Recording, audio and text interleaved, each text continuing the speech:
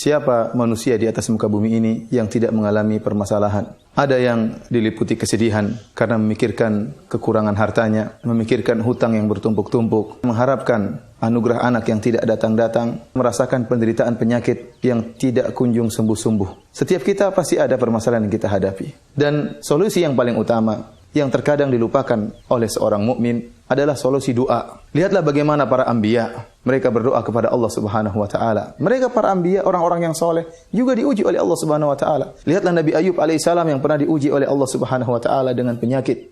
Allah Subhanahu wa taala berfirman menyebutkan tentang kisah Nabi Ayub, dan ingatlah bagaimana Nabi Ayub alaihissalam tatkala dia berkata kepada Rabb-Nya, "Ya Allah, aku ditimpa dengan penderitaan, ditimpa dengan penyakit, dan Engkau adalah zat yang paling maha pengasih lagi maha penyayang.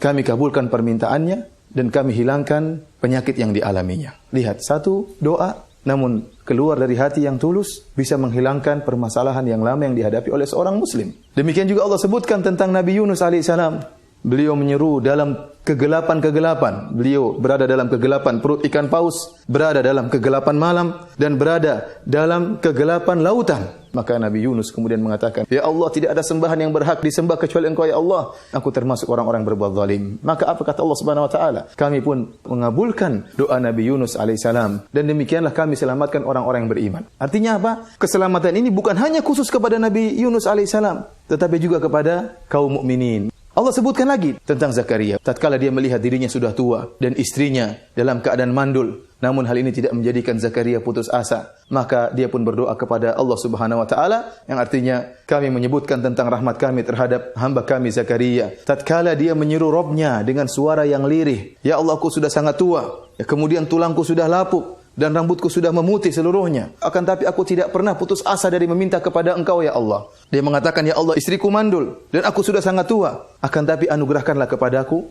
seorang anak." Lihatlah Zakaria yang sudah dalam keadaan sangat tua, istrinya mandul, ternyata Allah kabulkan permintaan Zakaria alaihissalam. Dari sini kita yakin bahwasanya terkadang doa melakukan berbagai macam keajaiban. Tinggal doa tersebut harus kita keluarkan dari hati yang tulus, dengan penuh adab tatkala berdoa kepada Allah Subhanahu wa taala, dengan pengharapan kepada Allah Subhanahu wa taala, dengan yakin bahwasanya Allah Maha mengabulkan segala doa. Oleh karenanya Nabi sallallahu alaihi wasallam mengatakan, "Berdoalah kalian kepada Allah dalam keadaan yakin bahwasanya Allah akan mengabulkan doa kalian." Dan ketahuilah bahwasanya barang siapa yang bangun tengah malam, kemudian dibuka dengan solat malam, kemudian berdoa kepada Allah Subhanahu wa taala dengan hati yang tulus, dengan penuh pengharapan, dengan husnudzon kepada Allah Subhanahu wa taala, maka sulit untuk tidak dikabulkan oleh Allah Subhanahu wa taala. Imam Syafi'i rahimahullah berkata, "Janganlah engkau mengejek doa dan jangan kau meremehkan doa. Kau tidak tahu apa yang bisa dilakukan doa. Doa itu ibarat panah-panah yang dilepaskan di tengah malam. Tidak akan meleset, pasti suatu saat akan mengena.